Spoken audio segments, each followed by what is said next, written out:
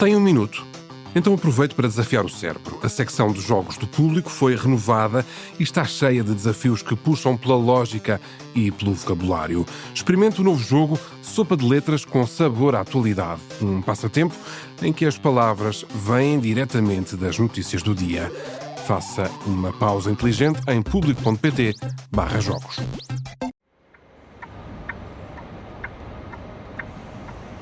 (11 de setembro de 1985). Está um fim de tarde quente em Nelas, uma vila do distrito de Viseu. O relógio da estação na linha da Beira Alta marca 6 horas e 35 minutos da tarde. Está na hora. O chefe da estação dá a partida ao comboio número 315, conhecido por Internacional na gíria dos ferroviários. A composição segue na linha da Beira Alta rumo à fronteira francesa de Hendaia. O que não se sabe é que uns quilómetros mais à frente e à mesma hora, a estação de Alcafaz também já deu ordem de avanço ao comboio regional número 1324. O comboio saiu da Guarda, segue para Coimbra. A linha é de via única. Os dois comboios estão a caminho um do outro. O choque frontal é inevitável. Do Jornal Público, em parceria com a Antena 1, este é o podcast Alcafaz, o maior acidente ferroviário de Portugal. Esta é uma série de 3 episódios que conta a história de Ana Pais, de Adão Oliveira, de Alberto Grossinho, de José Sá ou de Maria Alice e de tantos nomes que se cruzaram com a história no maior acidente ferroviário em Portugal. Eu sou o Ruben Martins. Acidente ferroviário entre Nelas e Mangual. Uma autêntica catástrofe. Minha mãe ligou para a estação. Então era o comboio de Alcafaz e já aqui passou de Nelas. É impossível determinar o número de mortos que eventualmente estarão dentro destas carruagens. E o chefe da estação disse assim: estamos desgraçados. O comboio 315, mais conhecido por Internacional, partiu às 13h57 da tarde do dia 11 de setembro de 1985 da estação de Porto Campanhã. Seguia pela linha da Beira Alta até à estação de Vilar Formoso. Da cidade do Porto, este comboio saiu com 17 minutos de atraso em relação ao horário previsto. Uma das passageiras que tinha apanhado o comboio em Porto Campanhã era Glória Ferreira. Com a irmã emigrada em França, fazia esta viagem para acompanhar o sobrinho. A maioria dos que viajavam naquele comboio estavam emigrados para lá dos Pirineus. Tinham muitos deles vindo passar o verão a Portugal. Eu entrei em Campanha e entrou um casal que eram irmãos e tinha um menino mais ou menos da idade do meu sobrinho. E os miúdos começaram a brincar, íamos assim a conversar e os meninos... O comboio tem um corredor, não é? Do lado esquerdo eram os compartimentos. Do lado direito era o corredor que dava acesso aos compartimentos. E os meninos estavam a brincar na beirinha da janela, à frente ao compartimento onde nós estávamos instalados. E os meninos iam a brincar com um carrinho. Eu estava sempre com os olhos, estava a conversar com a mãe do outro menino, mas sempre de olhos postos neles, não é? O comboio era o fio que ligava os portugueses que buscavam uma vida melhor por terras de França ao país de origem. A aviação comercial ainda não estava democratizada. Naquela altura, viajar de avião era um luxo para gente rica. Já se desenhavam também no mapa as futuras autoestradas e itinerários complementares e principais que seriam financiados pela Comunidade Económica Europeia. Mas seria preciso esperar ainda uma década para serem construídas. No mesmo comboio, mas uns quilómetros mais à frente, já na estação de Nelas, embarcaram José Sá e a mulher, Maria Alice. Viviam em França desde 1980, mesmo ano em que se casaram. Há 5 anos que repetiam aquela viagem todos os verões. Fomos aqui de Silgueiros até à estação de Nelas de táxi, como era normal, à altura, não havia outro transporte. Depois montávamos um comboio em Nelas que nos levava normalmente até Hendaia. Além de longa, era também uma viagem atribulada. tudo cheio de imigrantes, Nelas, Mangualda, Vila Formoso, depois nas mudanças dos comboios de Vila Formoso em Irún para Vila Formoso para a Espanha, também já havia complicações, porque tínhamos que andar sempre a mudar as malas, às vezes ficavam longe as estações onde a gente tínhamos que ir. Em sentido contrário, o comboio regional 1324 tinha saído da Guarda em direção a Coimbra, às 5 da tarde. A bordo estava o operário de via e obras da CP, José Castanheira. Pois eu vinha do serviço, como todos os dias. Em Alcafaz vi o revisor passar da carruagem onde eu vinha na última carruagem, e o revisor passou para a ala que vinha junto à máquina. Passou para lá porque havia lá 2, 3 passageiros que havia lá em Alcafaz. Pois eu vi realmente o revisor passar para a ala, porque não tinha comunicação com as nossas carruagens onde nós vinhamos, que eram carruagens normais, e entretanto vi o fator de serviço dar partida ao comboio. Uma pausa aqui para explicar o que é dar partida a um comboio. Nos anos 80, toda a segurança ferroviária estava dependente, imagine-se, de meios humanos. A linha da Beira Alta, tal como a maioria das linhas do país, assentava num sistema de cantonamento telefónico.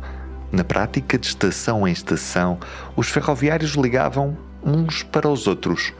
O comboio só avançava se houvesse autorização da estação seguinte. Nas linhas de via única, os cruzamentos eram combinados com um posto regulador. No caso da Beira Alta, ficava em Coimbra. O regulador tinha a visão geral do tráfego, mas sem qualquer meio eletrónico. Recebia chamadas e ia apontando num gráfico à mão a marcha de cada um dos comboios. Alberto Grossinho, engenheiro com então 39 anos, foi o presidente da Comissão de Inquérito ao acidente de Alcafaz. Explica, desta maneira, o que é o cantonamento telefónico. Entre cada 2 estações era um cantonamento. E para um determinado comboio entrar nesse cantonamento, tinha que pedir avanço à estação seguinte. E, portanto, a entrada de comboios em cada um dos cantões tinha que ser através dos telegramas de cantonamento, do chamado cantonamento telefónico. E, portanto, só nessas condições é que entravam. Excepcionalmente, entravam 2 comboios num cantão, por exemplo, para dar socorro ou para qualquer coisa assim, mas com condições de circulação restritivas. 40 anos depois do acidente de Alcafaz, o sistema de cantonamento telefónico ainda funciona em algumas linhas do país, como o leste, o oeste ou o Douro. Vamos ouvir um exemplo de como se processa a comunicação entre estações na linha do Douro. Bom dia. Bom dia. Avanço para o comboio número 865. Estação de Vila Meá, Estação da Liberação. É o número 50613 às 10h08. O comboio número 865 pode avançar. Estação de Liberação à Estação de Vila Meá. É o número 605 às 10h09. Sim, comboio 865 pode avançar. Voltamos a 11 de setembro de 1985. Nesse dia, José Castanheira viu o fator de serviço dar partida ao comboio regional em que seguia. O comboio que tinha como destino a cidade de Coimbra. O problema é que também em Nelas tinham dado a partida ao comboio internacional. Na estação de Nelas estava o carregador Adão Oliveira Costa, entretanto já falecido. Em 2010, numa entrevista ao Jornal Público, recordava esse fim de tarde quente de setembro de 85. Adão estava na GAR a arrumar volumes. Na época, os comboios transportavam mercadorias a retalho, que recolhiam e deixavam nas estações. A chegada do comboio 315 era, para ele, pura rotina. Era um comboio longo, com muitas carruagens. A locomotiva ficava lá muito à frente, já quase fora da GAR. Nesse dia, o internacional que ligava o Porto a Paris chegou a Nelas e partiu. Tudo parecia normal a Adão, que não tinha quaisquer responsabilidades na circulação dos comboios. Até que viu o chefe de estação sair do gabinete com um ar muito pálido e a murmurar: "Vem aí outro comboio. Vem aí outro comboio. Vem aí outro comboio." O chefe só se apercebera do erro quando ligou para a estação seguinte, Alcafaz, a dar horas, isto é, a comunicar que tinha expedido o internacional. O colega do outro lado também respondeu que já tinha enviado o comboio regional. Adão Oliveira Costa recorda: nós sabíamos que se um comboio tinha saído de um lado e o outro do outro, alguma coisa tinha de acontecer. No dia 11 de setembro de 1985, Jorge estava de serviço na estação de Santa Combadão. Trabalhava como fator. Era responsável pela circulação dos comboios. Um trabalho sem margem para falhas. Em causa estava a segurança dos passageiros. Mas naquele dia, o impensável aconteceu. Levantei o auscultador e imediatamente ouvi falar. O regulador que estava no posto de comando de Coimbra B a falar com uma pessoa e que eu ouvi dizer: ó Fernandes, então, mas eles já bateram. E aí o Fernandes, que era o fator que estava na estação de Nelas, respondeu: eu não sei, eu já comuniquei para os bombeiros. E entretanto fez-se um silêncio absoluto. Quer um, quer outro deixaram de falar e fez-se um silêncio absoluto. Portanto, estava para se dar, ou já se tinha dado naqueles segundos, ou estava para se dar o acidente. A única esperança estava nas passagens de nível entre Nelas e Alcafaz. Era numa dessas passagens que estava a guarda Ana Paes de Matos. Ana tinha como função receber os telefonemas das estações, a anunciar a saída dos comboios, anotava tudo num livro próprio, depois fechava as cancelas, protegia a estrada, os peões e, na época, também os animais que podiam atravessar a linha. Não eram precisas grandes qualificações para aceder à profissão, bastava ter a 3ª ou a 4ª classe. Muitas guardas de passagem de nível viviam em pequenas casas da CP junto à linha. Cuidavam também das lides domésticas e da pequena horta que ajudava no sustento da família. O filho de Ana Paes de Matos, António Martins, hoje com 63 anos, conta-nos como era a vida de uma guarda de passagem de nível nos anos 80, na principal linha internacional do país. O dia-a-dia tinha lá o quintalzinho, tratava do quintal, quando estava de serviço tinha que tomar conta da passagem de nível, por causa dos carros e das motas, tinha que estar atenta ao serviço. Pronto, isso, tinha lá o jardinzinho, enquanto no intervalo se não havia nenhum comboio, tratava do jardim, mas sempre atenta ao telefone. Podia haver uma chamada, podia haver passar uma grazine, às vezes passava umas grazines a fazer trabalhos, tinha que estar sempre atento ao serviço. O turno era de quantas horas? Da meia-noite ao meio-dia e do meio-dia à meia-noite. E quando não estava de serviço, estava lá uma substituta? Estava a guarda, havia outra guarda, que era a senhora Rosa Maria, havia outra guarda e era a minha mãe. Quando ela estava, tinham que estar de folga, tinham uma substituta. A maioria eram casadas com ferroviários de categorias inferiores, como carregadores, serventes, manobradores ou operários de via. Por isso o salário delas era baixo.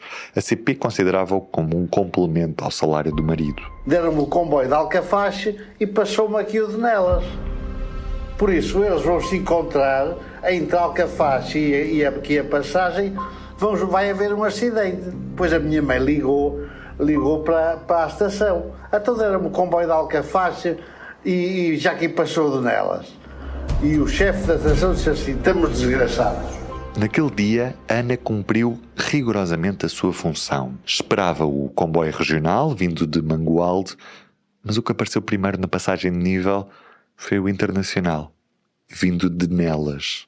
Aí percebeu que algo estava errado. Mas já não havia tempo para nada. No dia seguinte, a Comissão de Inquérito ao Acidente ouviria o testemunho da guarda de passagem de nível. Ana Paes de Matos, guarda da passagem de nível. A 11 de setembro de 1985, exerci funções na passagem situada ao quilómetro 118.9 da linha da Beira Alta. O chefe da estação de Alcafaz disse-me atenção ao comboio 1324 que saiu de Mangualde e vai cruzar em Nelas com o 315, tendo-me informado de que o 315 estava a chegar a Nelas. Depois passou pela minha passagem de nível, a do quilómetro 118.9, o comboio 315, e ao dar a informação da passagem deste comboio à minha colega de passagem de nível, esta informou-me que o comboio 1324 também já tinha saído da sua passagem de nível. O chefe da estação de Nelas pediu-lhe para parar o comboio, mas ela disse que já não era possível por ali já o comboio ter passado. A versão de Ana foi confirmada pela colega, também ouvida pela comissão de inquérito. O chefe da estação de Alcafax informou-me telefonicamente: atenção ao comboio 1324 que saiu de Mangualde e vai cruzar em Nelas. Logo de seguida, o chefe de Nelas informou-me que o 315 estava a chegar, sem dizer mais nada. Desliguei o telefone e fui fechar as cancelas para a passagem do comboio 1324 e quando me encontrava a abrir as cancelas, ouvi o telefone e fui atender. Era a minha colega, do quilómetro 118,9, a comunicar-me que seguia para a minha passagem de nível o comboio 315. Comuniquei-lhe que o comboio 1324 também já tinha seguido para Nelas. Entretanto, o chefe da estação de Nelas pede-me para parar o comboio 1324, mas eu respondo-lhe: não é possível. Ele já tinha por aqui passado, não vendo eu já sequer a sua cauda. Uns instantes depois, o inevitável aconteceu.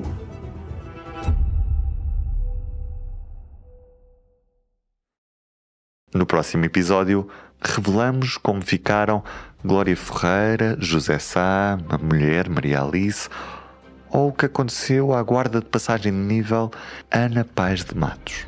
E o que terá descoberto Alberto Grossinho. Este foi o primeiro episódio de Alcafax, o maior acidente ferroviário de Portugal. Eu sou o Ruben Martins.